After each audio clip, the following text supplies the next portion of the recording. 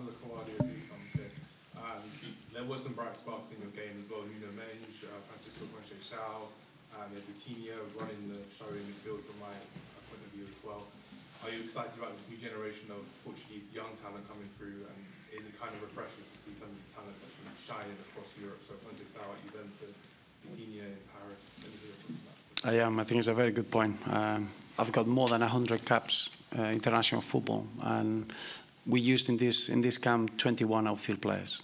It's very difficult to maintain the level consistently with so many players. Normally it's easy to use 12, 13 players, and I think that speaks volumes of the quality that we have. A very committed generation. We're talking about players like Bernardo Silva, Bruno Fernandes, Ruben Dias, Cristiano, players that they've been there, they've done it, they've been there for a long time, but then the new generation, they're coming, they can breathe, they can see the example of these players, and the competition for places is fantastic. To be able to see a player like Pedro Neto, that is still a very young player, and Francisco Conceição fighting for positions excites me incredibly for the future, because we're working towards the Nations League. That's the reality today, but the World Cup is in 19 months, and it has to be an objective of what we do in every camp is to have that main objective at the end of the 19 months. Yeah. Hi Roberto, Andy Burke, Hi. BBC. Hi, Andy. You've had two very tough games against Scotland over the course of the last few weeks. There's a sense that Scotland are maybe finding their feet at this level. Where do you see this team in their evolution? Absolutely, I think it's not a surprise. I think we had two tough games, but I think Poland and Croatia had two tough games as well. You're talking about very small margins. I think Steve Clarke is building a national team that it looks like a club. And that's a big compliment. Everybody works for each other. They know the structure. They're brave when they have to be. They got quick attacks. They got a lot of quality.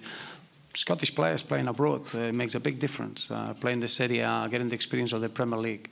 This is a very good dressing room. They beat the European champions, not by coincidence or accident. I think full credit to Steve Clarke and the technical staff. They're doing a great job. Always difficult to be the opponents of this Scottish team. Yeah. Up there. Tony Brown. Hi, Tony.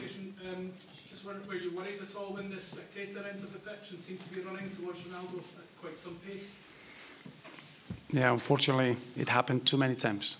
Too many times. It's not the first time. During the European Championships, we had it in many occasions. And of course, we know what Cristiano brings to the game. I think the excitement, the iconic figure, and we understand that. But when you got someone jumping on the pitch and he's got the wrong intentions, it's very dangerous and it's a worry. Absolutely, I was worried, but I'm glad it was just left where it was. Do you know why Cristiano was annoyed at the end? Was it to do with the decision not to award the corner? Maybe, I don't know. As I said, I don't know what happens at the end. I'm sure it could be one of the reasons, but I can't really answer. Okay. Thank you, everyone. Top. Yeah.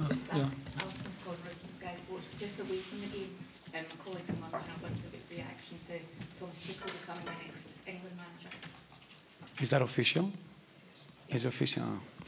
Well, I was a bit busy outside the Hampden trying to win a game, so he's a wonderful coach. He's someone that has won the Champions League. He knows the Premier League inside out.